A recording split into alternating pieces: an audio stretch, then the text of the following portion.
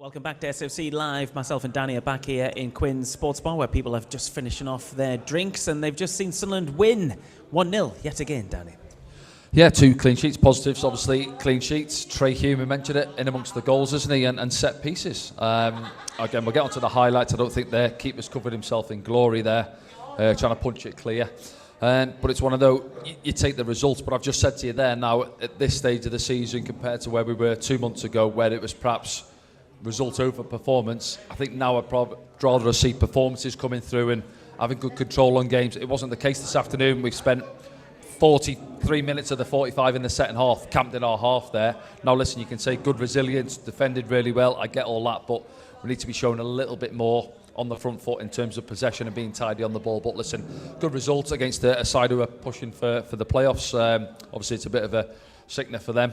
But yeah, credit to the boys, as you say, back-to-back clean sheets. Well, let's look back through the action then and see where Sunderland did well this afternoon and where they had to do well as we look back through the action from the first half. I think I'll get the stats up when we're watching this as well, Danny, and you probably won't be surprised to find that West Brom had the lion's share of the possession. Yeah, of course they did. And I think where they were causing us problems in that first half was getting down the flanks, more so down their left with Mikey Johnson. And as I say, you could see he looked frustrated at times, and that being the fact that it's just his end product wasn't there this afternoon. He was having loads of possession.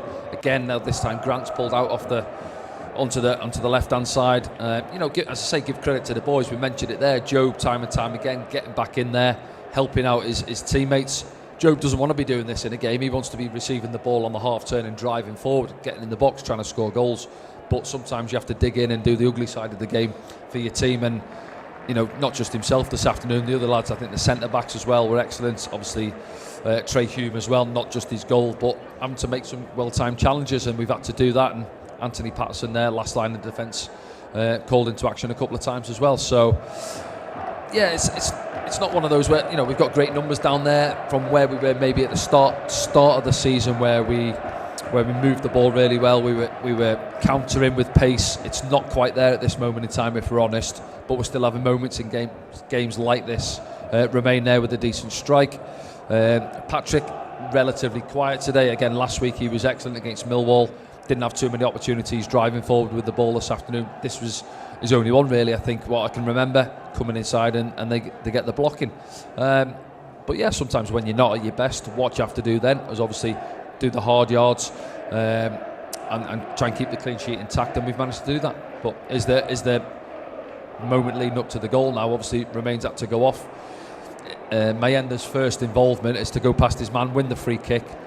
Decent ball in. I'm not sure. Listen, I think it's just one of those where you try and fizz it to that far post area, maybe looking for somebody to come in at the far post to get on the end of it, but nobody needed to. Is that Isidore there coming in? I think nobody needed to. As I say, the keeper's not covered himself in glory there. It's a mistake, isn't it? He's got to punch it or palm it clear. Does neither, and it ends up in the back of the net, and that is the difference on the day. Yeah, that's how they reacted in Quinn's Sports Bar as well. We've got the stats up, Danny. And 63% possession for West Brom to Sunderland's 37. Incidentally, though, both teams only had 3 shots on target. Yeah, chance of very few clear-cut opportunities. Do you know what? For all the possession they had in the second half, we've probably had the best opportunity, haven't we? Isidore getting through there. We could have had a couple of others if we were better in terms of choosing the options and moving the ball, where maybe a 3v2 or a 4v3. But it broke down. But they had a lot of possession, but it was almost scrambled efforts, wasn't it, where we had bodies behind the ball, like these types of situations. But yeah, they'll be disappointed. I think they'll feel it. I'm sure Tony Mowbray, when you listen to his post-match, will say they were the better team. I would agree with that in terms of the possession and the way they moved the ball, but they haven't put their opportunities away, which have come along, like that one there for Malumbi. Yeah, West Brom having 10 blocked shots in total, and it felt a bit like that, didn't it? Especially getting towards exactly. the end of the second Again, I half. go back to Luke O'Nien and Chris Mepham. That's your first job as a centre-back, going out there, throwing your body in the way, reading situations, getting those blocks and doing the ugly side. Alan Brown as well there. Yeah. And Job did a lot of that. Job helping out as well. Trey, it's what you're paid for. It's what you go out there.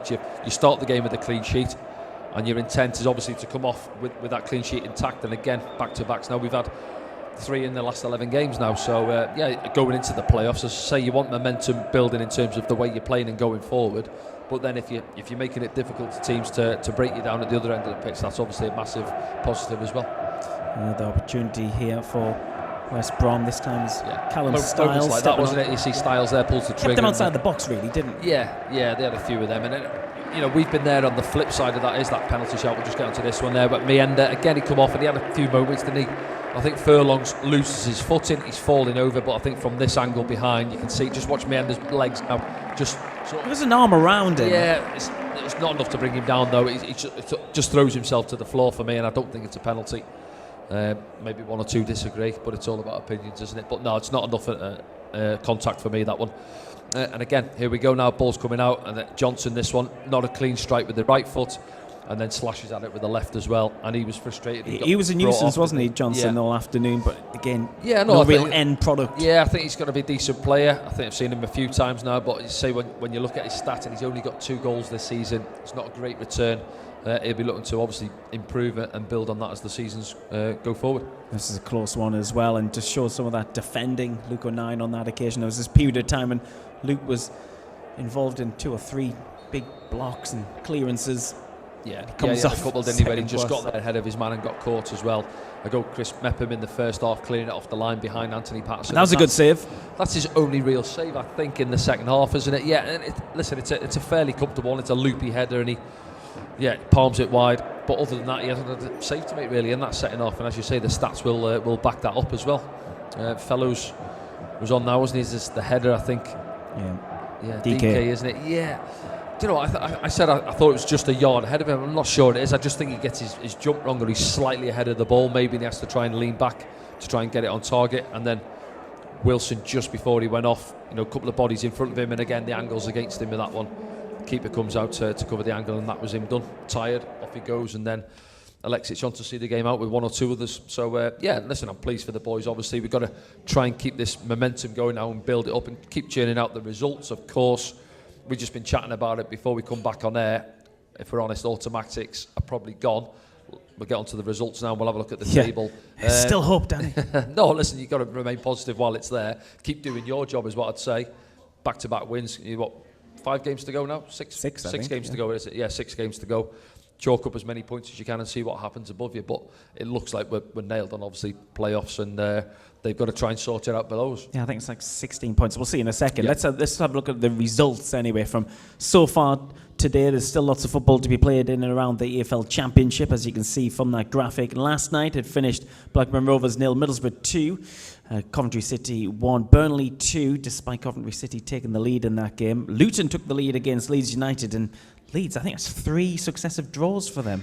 And we know all about our result. Let's see what it does to the league table. Burnley, top the pile. Yeah, they've got a point, aren't they? Obviously, Sheffield United playing Oxford this afternoon, so it is that point. So they need to go out and win. Obviously, look at Burnley's goal difference. They've got a fair few goals on Sheffield United as well. We've mentioned Leeds a few weeks ago where their goal difference was ridiculous, but counts for nothing if you're not winning games of football, and all of a sudden they've clawed it back, Sheffield United and Burnley. So yeah, a little bit edgy down at Ellen Road, isn't it? Again, we've seen it before, so it's not going great for them at this moment in time. But I think it's the third to last game of the season Burnley actually plays Sheffield United, so that's going to be a bit of a humdinger, isn't it? And then you can see that 16-point gap from ourselves to what's Coventry going on City. below us. As we mentioned, I think Bristol City play Watford this afternoon, so that's a big one there, isn't it? And then I think another win might pretty much do it for something to guarantee playoffs. I think we're there. You can't see us losing every game, and then results below us have got to go for all those teams. So mathematically possible. Yeah, it's a big one, isn't it? I think if Bristol City win that, then obviously you may be looking at a gap down to Watford, where you think that's probably sort of those 4 teams then, isn't it? Middlesbrough down to Bristol City competing for 2 places. Yeah, and as you say, 6 games remaining, 75 points. It's a decent total with still games to play as well, Danny. So got to keep on chalking them off. Keep on chalking them off. Simple as that. Big one Tuesday night, isn't it? Turnaround against Norwich City. So Norwich, obviously, game there this afternoon, I think, and then they've got they're playing Plymouth. Yeah. So again, on paper, you'd fancy them there. That'll put them on 55 points. They're still, if they get on a little bit of a run, they can get in amongst it as well, Norwich. So where you'd expect them to be at the Championship level. Where should we go next? So should we have a quick look at the bottom? We might as well. Point for Luton, wasn't it? Point for Luton, which leaves Plymouth probably needing a result against Norwich this afternoon. Well, they always were needing a result because it doesn't look good for them. Yeah. I mean, that point there, I'd say a lot for Luton, but it's another one on the board at this stage of the season. You take all you can coming up against the side who are... Where do you think the line is? Portsmouth? Favourite? Yeah, Portsmouth, I would say. Yeah, as I say, massive win for Stoke last week. I think it was 3-1 against Queen's Park Rangers. Only 2 points above. Some big clubs involved there. Derby County, they're doing quite well to get out of it at the moment. Yeah, to be fair to them, they have, to say they're scrambling away there, aren't they? So that's all it takes, 2 or 3 wins now, and every team there will be going... a little bit of breathing space, then all of a sudden you look at the table again, it's like, God, what's happened there? We're back in amongst it. So, yeah, interesting. Okay, that is the league table, and that's pretty much it for us here today at Quinn Sports Bar. We'll be back on Tuesday evening. It is a 7:45 kickoff down at Carrow Road, as Danny mentioned. Norwich City is where Sunderland go next. I don't think we're going to be joined by any company other than Rob Mason on Tuesday. But you can get your Matchday streaming passes for that right now at safc.com. Good luck if you are putting a bet on the Grand National later. Sunderland have come over another hurdle as they progress in this season. We'll see you next time.